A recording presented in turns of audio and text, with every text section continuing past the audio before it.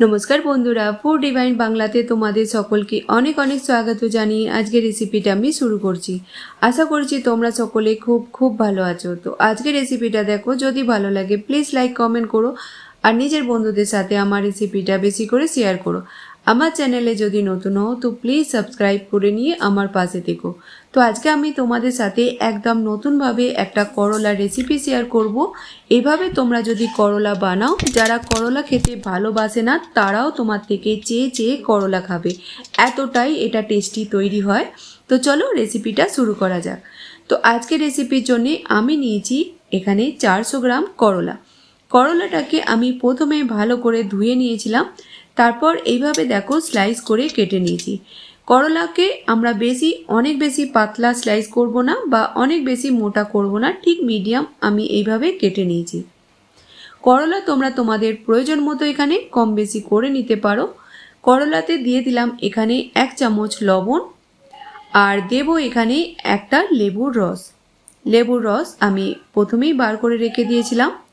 প্রথমে আমরা ভালো করে লবণ আর লেবুর রস ভালো করে করলাতে মিক্স করে নেব আর কমসে কম আমরা 10-15 মিনিট রেস্টে রাখবো, তারপর আমরা রেসিপিটা শুরু করব।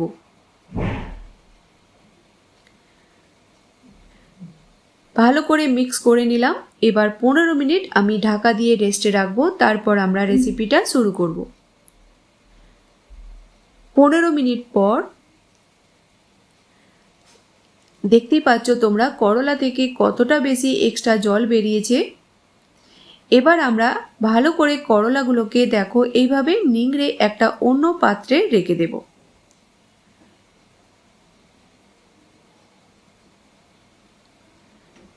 তো ভালো করে আমাদের করলা থেকে এক্সট্রা যে জলটা ওটা বার করে নিতে হবে। দেখতেই পাচ্ছ কতটা বেশি জল বেরিয়েছে।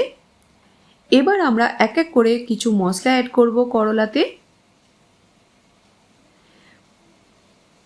প্রথমে আমরা দিয়ে দেব এখানে 1/2 চামচ লবণ। লবণ আমরা প্রথমে অ্যাড করেছিলাম, তো লবণটা তোমরা তোমাদের স্বাদ মতো এখানে অবশ্যই অ্যাড করো। 1/2 চামচ হলুদ গুঁড়ো, 1 চামচ কাশ্মীরি রেড চিলি পাউডার। এটা বেশি ঝাল নয়, কিন্তু এতে কালারটা খুবই ভালো আসে। দিয়ে দিলাম 1.5 চামচ ধনিয়া পাউডার,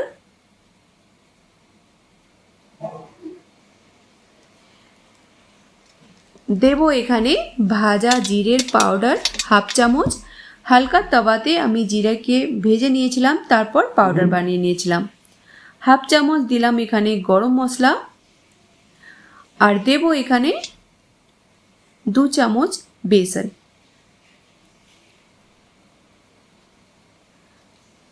বেসন আমরা অতটাই অ্যাড করব যাতে ভালোভাবে সব করলাতে কোটিং হয়ে যায়। আর দেব 1 চামচ সরষের তেল। তেল দেওয়ার পর আমরা ভালো করে করলাতে সব মশলাগুলো মিক্স করে নেব।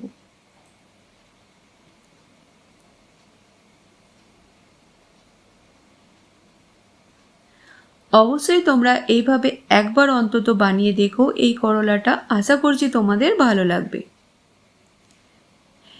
ভালো করে মশলা মিক্স করে নেওয়ার পর আমরা 5 মিনিট রেস্টে রাখবো, তারপর আমরা রেসিপিটা শুরু করব।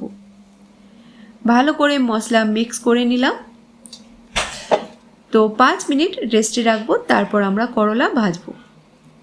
5 মিনিট পর আমরা একটা প্যানেতে নিয়ে নেব 4 চামচ তেল আর তেলকে প্রথমে আমরা গরম করে নেব। তেল যখন গরম হয়ে যাবে আমরা গ্যাসের ফ্লেমটা একদম লোতে করে দেব আর দেব এখানে 1 চামচ গোটা জিরে, 1/2 চামচ কালো জিরে আর দিয়ে দেব এখানে জোয়ান 1/2 চামচ, 2-3 পিঞ্চ দিয়ে দিলাম এখানে হিং। সব জিনিসগুলোকে আমরা প্রথমে ভেজে নেব।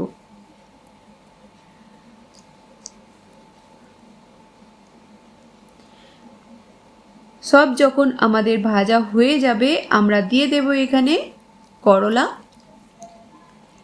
গ্যাসের ফ্লেমটা আমরা মিডিয়াম করে দিয়ে করলাকে আমরা প্রথমে ভেজে নেব 2 থেকে 3 মিনিট।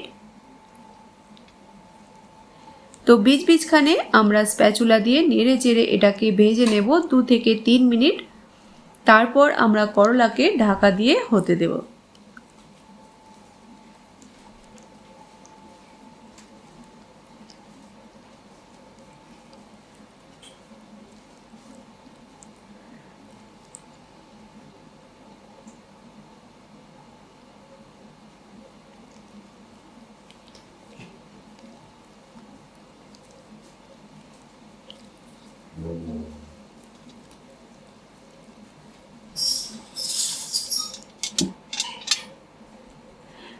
দেড় মিনিট হয়ে গেছে আমার করলাটাকে ভাজতে।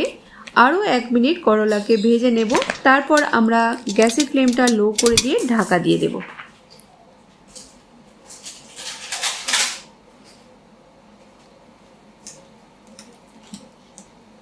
দু মিনিট পর দিয়ে দেব এখানে 1 চামচ আমচুর পাউডার। একবার মিক্স করব।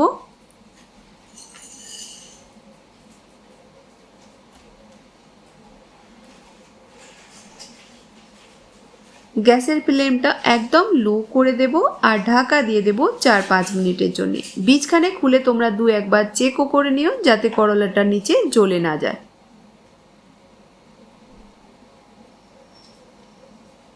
5 মিনিট পর আমি বীজখানে খুলে 2 বার স্প্যাচুলা দিয়ে চালিয়ে নিয়েছিলাম। 4-5টা কাঁচা লঙ্কা বীজখান থেকে চিরা লাগিয়ে দিয়ে দিলাম। একবার আমরা মিক্স করব আর গ্যাসের ফ্লেমটা আবার লো করে দিয়ে আমরা ঢাকা দিয়ে দেব 2 মিনিটের জন্য। তো 2 মিনিটের জন্য আরও হতে দেব আমরা। তো প্যানকে কভার করে দিলাম আর বীজখানে খুলে তোমরা একবার চেকও করে নিও। 3 মিনিট পর করলা আমাদের এবার ভালোভাবে ভাজা হয়ে গেছে আর যে লঙ্কাগুলোও আমি দিয়েছিলাম ওগুলোও ভালোভাবে ভাজা হয়ে গেছে। একবার আমরা মিক্স করব আর গ্যাসের ফ্লেমটা আমরা বন্ধ করে দেব। আমাদের খুবই টেস্টি করলা ভাজা তৈরি হয়ে গেল। একদম নতুনভাবে আমরা এটাকে সার্ভ করে নেব একটা প্লেটেতে। আর দেখতেই পাচ্ছ এটা দেখে কতটা বেশি টেস্টি মনে হচ্ছে। বিশ্বাস করো এটা খেতেও কিন্তু খুবই টেস্টি হয়। তোমরা এটা রুটি ভাত যার সঙ্গে মর্জি খেতে পারো। তো বন্ধুরা আজকের রেসিপিটা তোমাদের কেমন লাগলো বানানোর পর অবশ্যই কমেন্ট সেকশানে বলো। আর যদি ভালো লাগে বন্ধুদের সাথেও শেয়ার করো। আমার চ্যানেলে যদি নতুন হও তো প্লিজ সাবস্ক্রাইব করে নিয়ে আমার পাশে থেকো। তো নতুন কোনো রেসিপির সঙ্গে আবার দেখা হবে। ততক্ষণ ভালো থেকো, সুস্থ থেকো।